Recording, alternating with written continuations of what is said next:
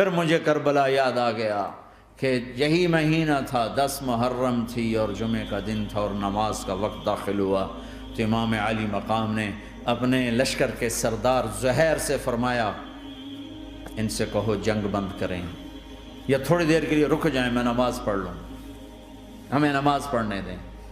تو زہیر نے گھوڑا آگے بڑھا کر کہا شمر سے تھوڑی مہلت دو، ہم نماز پڑھ لیں، پھر تم نے جو مرضی کرنا ہے، نماز تو پڑھنے دو۔ شمر نے کہا ہم نماز نہیں پڑھنے دیں گے۔ ایک اور کوفی کھڑا تھا، اس کا نام حسین بن نمیر، انہوں نے کہا تمہاری نماز ہوتی ہی نہیں۔ انہوں نے کہا لعنت ہے تم پر، جس گھر کی طفیل نماز ملی ان کی نہیں ہوتی۔ پھر انہوں نے واپس آ کر عرض کی حضور وہ نماز پڑھنے کے لیے جنگ نہیں روکیں گے۔ کہا اچھا پھر ہم نماز تو نہیں چھوڑ سکتے۔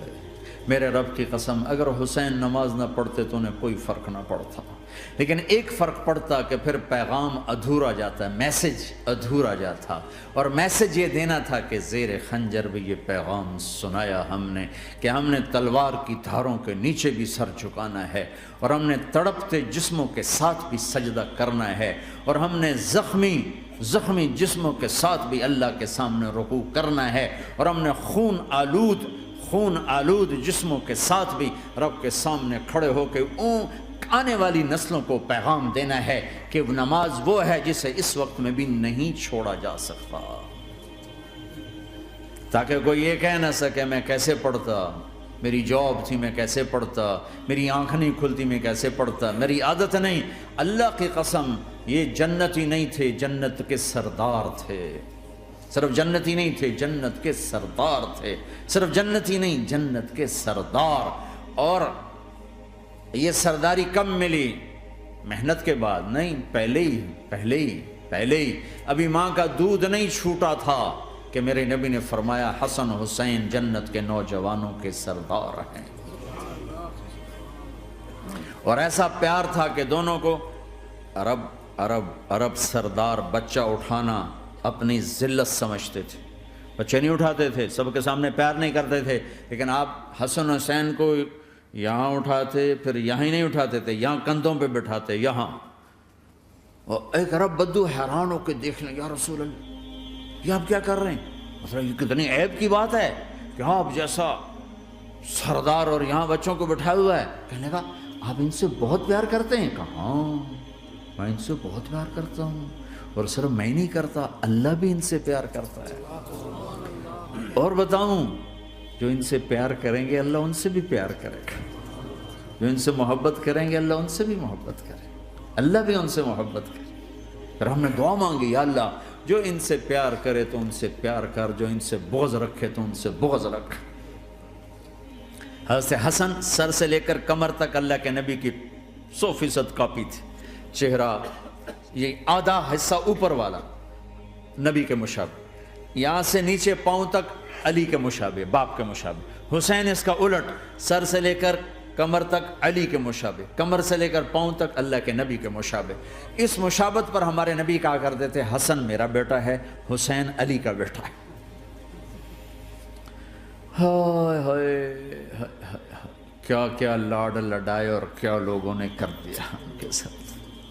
نماز جیسے عظیم عمل میں، نماز جیسے آپ رکوع میں ہوتے تو حسن آ کر نا پاؤں میں گھس جاتے تھے، یہاں سے نکلتے ادھر، یہاں سے نکلتے یوں۔ سجدے میں جاتے تو کمر پہ بیٹھ جاتے تھے، فرض نماز کا سجدہ۔ تو ایک دفعہ پہلی دفعہ جب یہ قصہ ہوا تو آپ نے سجدہ لمبا کر دیا، بچے کے اتارا نہیں، اٹھے نہیں، سجدہ لمبا کر دیا۔ پچھلے پریشان ہو گئے کہ اتنا لمبا سجدہ کہیں آپ فوت تو نہیں ہو گئے۔ تو جو پہلی صف میں تھے نا انہوں نے یوں کر کے دیکھا، چکر کی وہ دیکھا تو حسن کمر پہ چڑھے ہوئے، تو قریب ایک آدمی نے آگے ہاتھ بڑھا کے کھینچنا چاہا، تو آپ نے یہاں سے دیکھا ہاتھ آ رہا ہے، تو آپ نے اپنے ہاتھ سے یوں اشارہ، نماز میں یوں اشارہ کیا کہ میرے بچے کو نہ چھوڑو۔ جب حسن خود اترے پھر آپ سجدے سے اٹھے۔ کبھی حسین چڑھ جاتے تھے، کبھی حسن دونوں ہی چڑھتے تھے، یہ اس طرح حسن کے بعد کبھی یہ کبھی وہ، کبھی یہ کبھی وہ۔ اور آپ حسن کو جب چھوٹے تھے زیادہ حسن، تو آپ حسن کو یوں زبان دکھاتے، اتنا بڑا عظیم نبی کیا ہو رہا ہے، تو وہ زبان، آپ کی زبان بڑی سرخ خوبصورت، تو وہ بچہ سمجھتا شاید یہ کوئی کھانے کی چیز، تو آگے یوں ہاتھ مارتا ہے، پکڑنے کے لیے ہاتھ مارتا، پھر وہ بیٹھ جاتے، پھر آپ کہتے ہیں یہ میرا نبی گھر کی زندگی بتا رہا ہے۔ اور تمہیں تو بچوں کے پاس بیٹھنے کا وقت ہی کوئی نہیں، بیگم بھی کم جاب پہ جا رہی، خامد بھی جاب پہ جا رہا، پیچھے بچے ڈرگ بیچنے پہ لگے، اب تم کس کام کے ہو؟ کیا کرو گے اس دولت کو؟ جب نہیں ڈرگ بیچو، گستاخ ہو گیا، بدتمیز ہو گیا، تو اس دن دولت کو آگ لگا دو جا کے۔ آپ اپنے بچوں کو ٹائم دو، اپنے بچوں کو ٹائم دو۔ عورت کا کام کمانا نہیں ہے، عورت کا کام نسل کو بنانا ہے۔ قناعت سیکھو، قناعت تو آسانی سے مینج ہو جائے گا، قناعت نہیں تو پھر تو دنیا کے بادشاہ کی بھی ہوس پوری نہیں ہو سکتی۔ کھیلتے تھے، حسن حسین کی کشتی کراتے تھے، دونوں بھائیوں کی کشتی کراتے۔ ایک دفعہ دونوں کی کشتی ہو رہی اور حسین ذرا کمزور پڑ رہے تھے، تو آپ اس کو شاباش دیتے، شاباش شاباش شاباش۔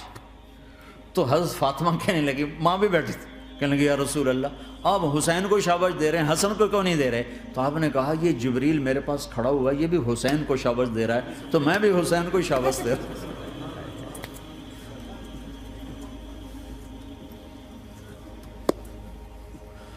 ایسی ہستیاں، لیکن ایک سبق ہے، یہ ہونا چاہیے تھا تاکہ امت کو پتہ چلے کہ دین کتنی قیمتی چیز۔ وہ جی اللہ بڑا غفور الرحیم ہے، میں نہ ہمیں ڈرایا کرو۔ ہاں اللہ بڑا غفور الرحیم ہے، لیکن اس کا کوئی عدل بھی ہے۔ رات کا شراب پینے والا اور رات کو مصلی پہ رونے والا برابر ہو جائیں گے، تو پھر یزید حسین کو ایک ہی جگہ بٹھا دو، پھر کربلاؤں کے لیے رونا چھوڑ دو۔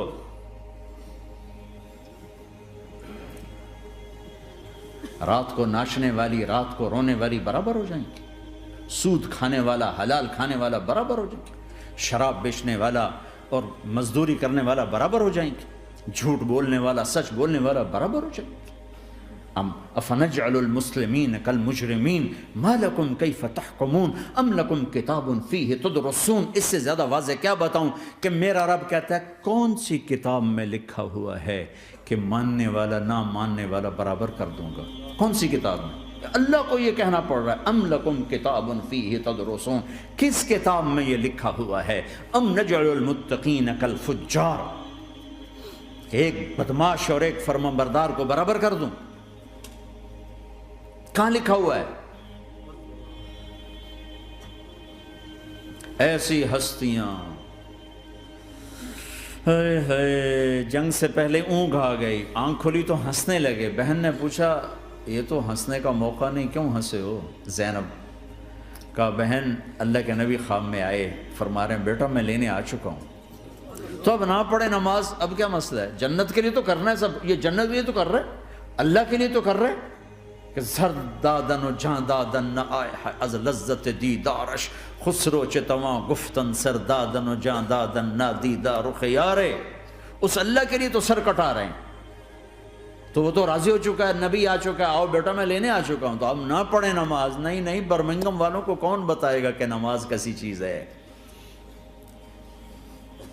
انہوں نے کہا جی وہ نہیں جنگ روک رہے، کہا پھر چلو نماز پڑھو، نماز تو نہیں چھوڑی جا سکتی۔ آدھوں کو روک دیا تم جنگ کرو، آدھوں سے کہا تم نماز پڑھو، آدھوں نے نماز پڑھی، آدھوں نے جنگ کی۔ پھر جنہوں نے نماز پڑھی انہوں نے کہا تم آگے بڑھ جاؤ، ان سے کہا تم جا کے پیچھے اللہ کے بارگاہ میں سجدہ کرو۔ 1400 سال کی تاریخ میں ایسے نمازی میری نظروں سے نہیں گزرے، پر ایسی نماز نہیں پڑھی گئی نبی کے زمانے کے بعد۔ آپ نے بھی صلاۃ خوف ایک پڑھی تو نبی ہوتا ہے،